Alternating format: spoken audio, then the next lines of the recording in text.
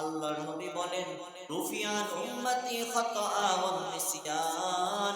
আল্লাহ পাক রব্বুল আলামিনের নবী ঘোষণা করে দেন, ও দুনিয়ার উম্মতেরা শোনো, আল্লাহ পাক রব্বুল আলামিনের পক্ষ থেকে আমার উম্মতদের উপর থেকে ভুল এবং ভুলে যাওয়া এই দুইটা গুনাহ উঠায় নেওয়া হয়েছে।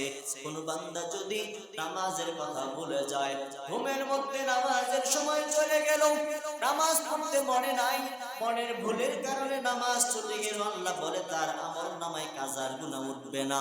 কোন বান্দা যদি ভুলবশত মিথ্যা কথাও বলে ফেলে, আল্লাহ তাআলা কবিরা গুনাহ তার আমলনামার মধ্যে লিখবেন না।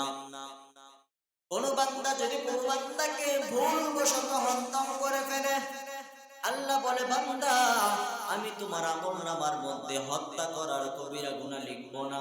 কোন বান্দা ভুল করে ভুলে গিয়ে যে কোন গুনাহ করুক না কেন,